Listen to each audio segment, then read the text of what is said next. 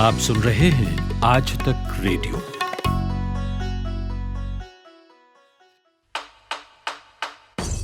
नायक और खलनायक, विद्वान और महारथी, कला के ऐसे सितारे जो अब भी आसमान में चमकते हैं, और ऐसी हस्तियां जो इतिहास में अमर हैं। उजले व्यक्तित्व के धनी भी और स्याह पहलुओं के लोग भी। ये वो लोग जो मशहूर हैं। ये है नामी गिरामी। I want you to hold hands. I want you to lift your hands. I want you to say, our march to freedom is unstoppable. Our march to freedom for all of us. मैं चाहता हूं कि आप एक दूसरे का हाथ पकड़ें। मैं चाहता हूं कि आप अपने हाथों को ऊपर उठाएं। मैं आपसे कहना चाहता हूं कि हमारा आजादी के लिए ये मार्च रुकने वाला नहीं है।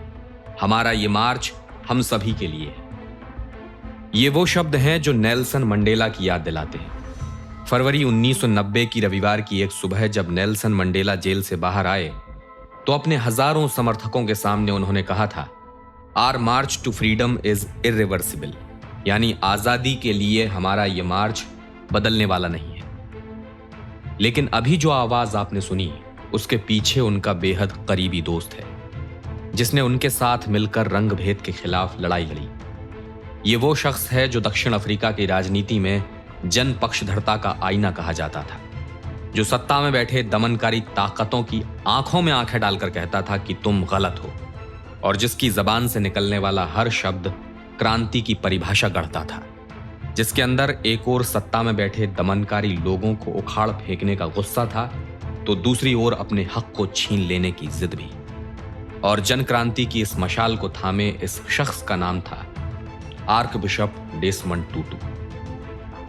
नमस्कार, मेरा नाम है अमन गुप्ता और आप सुन रहे हैं आज तक रेडियो का बेहद खास प्रोग्राम नामी गिरामी। 1960-70 का दशक दक्षिण अफ्रीका के इतिहास का वो अध्याय जब पूरे देश में लाखों ब्लैक अफ्रीकन्स को मारा जा रहा था, उनकी गिरफ्तारियां हो रही थीं। देश एक ऐसे खौफ की गोद में बैठा था जहां डर का मतलब था नेशनल पार्टी। प्रधानमंत्री की कुर्सी पर काबिज था हेनरिक फ्रेंच वर्वुअर्ड, जिसने 1948 से चले आ रहे रंग भेद कानून की उम्र बढ़ा दी थी। और इसके बाद शुरू हुआ ब्लैक अफ्रीकन्स का नरसंहार। देश के 80% जमीन को व्हाइट अफ्रीकन्स ने अपने कब्जे में ले लिया था। बहुसंख्यक आबादी होने के बावजूद ब्लैक अफ्रीकन्स यातनाएं सहने को मजबूर होते रहे। उनके डर के आगे उनकी आवाज धीरे धीरे गूंगी पड़ने लगी। तब इस आवाज को बुलंद किया डेसमंड टूटू ने।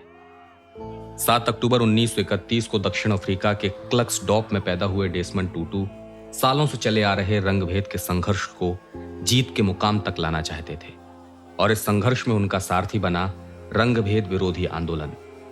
डेसमंड टूटू की अगुवाई में ब्लैक यूथ्स को स्कॉलरशिप देने के लिए काउंसिल बिठाई गई। सिक्योरिटी लॉ के तहत जेल में कैद ब्लैक अफ्रीकन्स का मुकदमा लड़ने के लिए वकीलों की भर्ती की जाने लगी। यातनाएं सह रहे परिवारों को सहायता राशि पहुंचाई जाने लगी।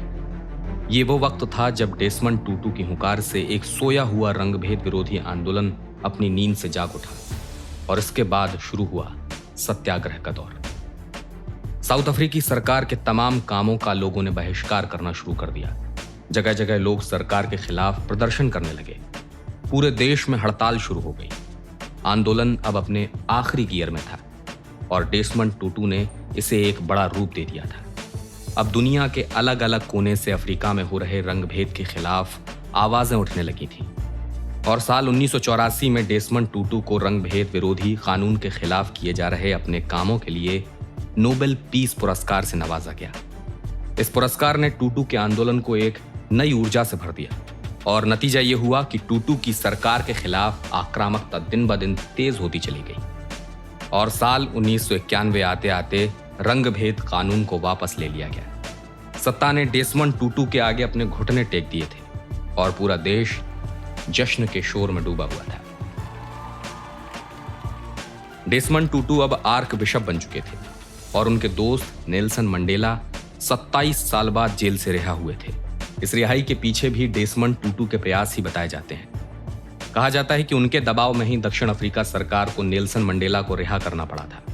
बहरहाल सालों से गुलामी की बेड़ियों में कैद साउथ अफ्रीका अब आजाद हो चुका था और साल था 1994 जब देश में पहली दफा सही तरीके से चुनाव हुए और डेसमंड टूटू की अगुवाई में नेल्सन मंडेला को साउथ अफ्रीका का नया राष्ट्रपति चुना गया। डेसमंड टूटू और नेल्सन मंडेला ने मिलकर सियासत और उसकी ताकत का दुनिया भर में मानवाधिकारों की रक्षा के लिए सदुपयोग किया। वरिष्ठ पत्रकार प्रकाश केरे इन दोनों नेताओं के रिश्ते और इनके किए गए साझा प्रयासों के बारे में बताते हैं कि कैसे उन्होंने दुनिया पर अपनी एक अलग छाप छोड़ी है। फादर टूटू और नेल्सन मंडेला की मुलाकात पहली बार होती है 1951 में, जब मंडेला लॉयर थे, और उसके बाद उनकी मुलाकात नहीं होती है और कुछ सालों के बाद हम जानते हैं कि मंडेला की गिरफ्तारी हो जाती है और वो लंबे समय तक जेल में होते हैं और 1990 में उनकी रिहाई होती है। तो उस समय उनकी मुलाकात होती है, लेकिन क्योंकि कॉज एक है कि भाई दक्षिण अफ्रीका में गोरे काले सारे लोग मिलजुल के रहें और विभिन्न जो कबीलों के बीच में जो संघर्ष लड़ाई है वो भी बंद हो, तो आप समझिए कि जब वो रिहाई होती है तो हम जानते हैं कि पहली रात वो चर्च में ही रुके थे मंडेला, और जब वो उसी दौरान आपने देखा होगा कि ब्लैक्स ग्रुप्स के भी बीच में और व्हाइट और ब्लैक्स के बीच में भी अचानक दंगे भड़क गए थे।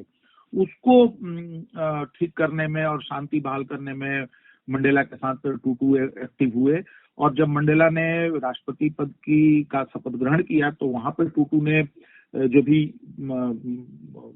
रिलीजियस बातें कही जाती हैं वो उन्होंने किया। और सबसे अहम बात है, बाकी तो दोस्ती यारी तो मंडेला की बहुत सारे और लोगों से रही होगी, लेकिन दक्षिण अफ्रीका के इतिहास में एक बहुत शानदार चीज हुई जो दुनिया में और जगह भी कहीं कहीं रिप्लिकेट करने की कोशिश होती है, ट्रूथ एंड रिकॉन्सिलेशन कमीशन।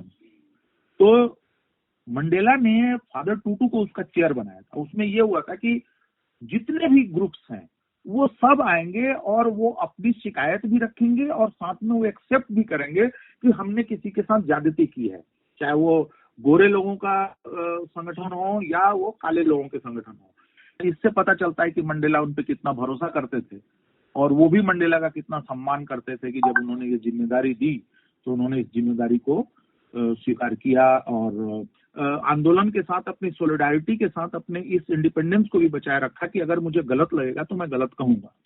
1994 के बाद अफ्रीकन नेशनल कांग्रेस सत्ता में जरूर आई, लेकिन अपने इरादे के पक्के और गलत को गलत बोलने का साहस पाले डेसमंड टूटू ने अपने सरकार के हर गलत काम का विरोध किया।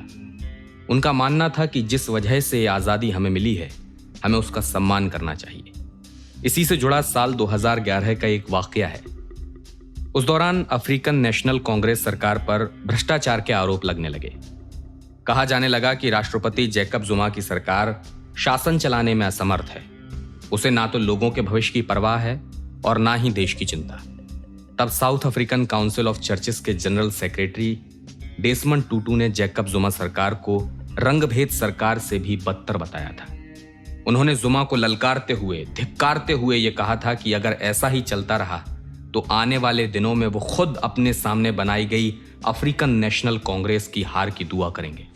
You and your government don't represent me. You represent your own interests. And I'm warning you. I really am warning you. I am warning you like I warned the nationalists. You are disgraceful. I want to warn you. You are behaving in a way that is totally at variance with the things for which we stood. ये Desmond टूटू की बातों का ही असर था कि साल 2016 में Jacob जुमा सत्ता से बाहर हो गए। अपने व्यवहार और आचरण का हासिल लिए डेसमंड टूटू दुनिया भर में शांति और सत्यता का प्रतीक माने जाने लगे। और यही वजह है कि तिब्बती धर्मगुरु दलाई लामा भी उन्हें एक सच्चा मित्र और एक महान पुरुष बताते हैं। My elder brother in spiritual field में मेरे बड़े भाई, आपके लिए मेरे मन में बहुत आदर है मिस्टर टूटू। मेरे बड़े भाई, अभी आपको एक लंबा जीवन जीना है। आप दुनिया के लिए एक आदर्श हैं। live long. You need world as a good example. मानवाधिकारों के लिए टूटू के काम सिर्फ साउथ अफ्रीका तक सीमित नहीं रहे, बल्कि दुनिया भर की महिलाओं के लिए, समलैंगिक लोगों के लिए, फिलिस्तीन कॉज के लिए वो लगातार आवाज उठाते रहे। इसी सिलसिले में उनका एक सिरा भारत से भी जुड़ता है। साल 2000 के शुरुआती दौर की बात है। बिहार में बाल विवाह अपने चरम पर था। उधर दक्षिण अफ्रीका में बैठे डेसमंड टूटू को जब इस बात का पता चला तो उन्होंने बिहार में हो रहे बाल विवाह को रोकने के लिए बड़े स्तर पर काम करना शुरू किया। भारत और डेसमंड टूटू के रिश्ते को शुरुआत से ही एक अलग नजरिए से देखा जाता है, जहां एकमत का भाव भी है और विरोधाभास भी। प्रकाश केरे। भारत ने हमेशा से दक्षिण अफ्रीका में रंगभेद का जो शासन था उसके खिलाफ आवाज उठाई थी, और नेल्सन मंडेला के समर्थन में भारत बहुत पहले से, लंबे समय से है। और आप जानते हैं कि महात्मा गांधी के जरिए और जो भारतीय प्रवासी हैं साउथ अफ्रीका में, तो हमारा एक हिस्टोरिक रिलेशन है। तो उस नाते डेसमंड टूटू का और हिंदुस्तान का की दोस्ती काफी गहरी रही। और इस संदर्भ में ये भी हमें ध्यान देना चाहिए कि वे शांति और अहिंसा के समर्थक थे और महात्मा गांधी से प्रेरित व्यक्तित्व भी थे। और इसीलिए आपको याद होगा कि 2005-06 में उनको गांधी शांति पुरस्कार से भी सम्मानित किया गया था। तो वो एक रिलेशन था। जहां तक बिहार वाली बात है, वो जीवन के बाद जब साउथ अफ्रीका में चीजें थोड़ी सी नई लोकतांत्रिक सरकार बन चुकी थी, उसके बाद डेसमंड टूटू ने अफ्रीका के बाहर भी, हालांकि वो हमेशा से बहुत सारे मुद्दों पे बोलते रहे, दुनिया भर के मुद्दों पर, तो इन लोगों ने बाल विवाह को लेके उस समय बात की थी। फादर टूटू ने बिल्कुल सही बात कही थी कि अगर हिंदुस्तान को बढ़ना है, बिहार को बढ़ना है, और जो हमें सस्टेनेबल डेवलपमेंट गोल्स जो थे यूनाइटेड नेशन ने जो डिसाइड किया हुआ 2030 तक जिसको पूरा करना है, वो हम तब तक नहीं पूरा कर सकते जब तक हम बाल विवाह पे रोक नहीं लगाएंगे।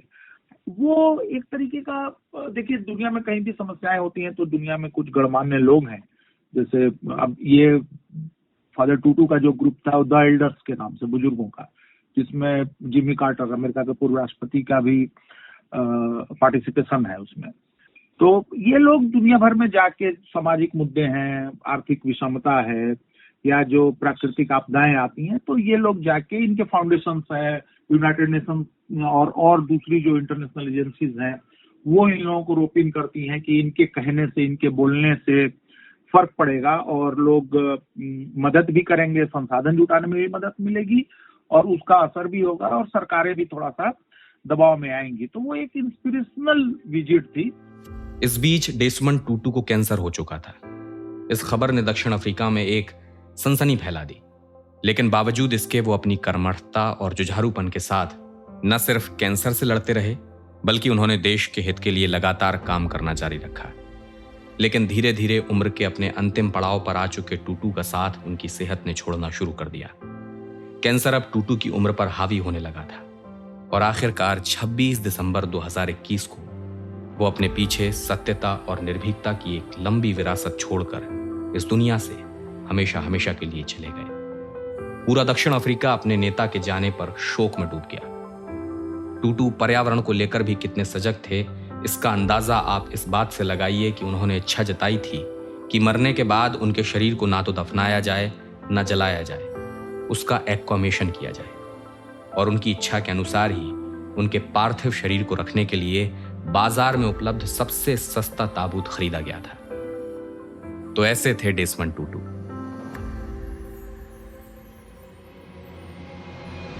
नामी गिरामी का सफर यहीं खत्म होता है। आपको यह एपिसोड कैसा लगा हमें जरूर बताइएगा। हमें आपके फीडबैक का इंतजार है radio@aajtak.com पर। आप अगले नामी गिरामी के लिए हमें इसी ईमेल पते पर अपना सुझाव भी भेज सकते हैं। इस एपिसोड को प्रोड्यूस किया है हमारे साथी सूरज कुमार ने और साउंड मिक्सिंग की है अमृत रेगी ने। अब मुझे यानी अमन गुप्ता को इजाजत दीजिए और सुनते रहिए आज तक रेडियो।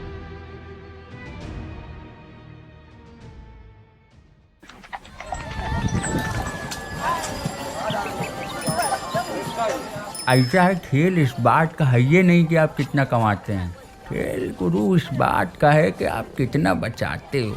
अब कैसे बचाएं? ये बैंक और बाजार की ये टेढ़ी मेढ़ी बातें गले तो उतरती नहीं हैं। अरे तो महाराज उनसे मिलिए ना, अपने मनी मैनेजर से। आपके बटुए से जुड़ी हर सलाह एकदम मुफ्त। और शायरी सुनिए, पैसे से जुड़ा है कोई भी शक, आस्क बेझिझक। मनी मैनेजर, बात बचत की, हर शनिवार आज तक रेडियो पर। आन बनाओ, कितना ज़्यादा रखना।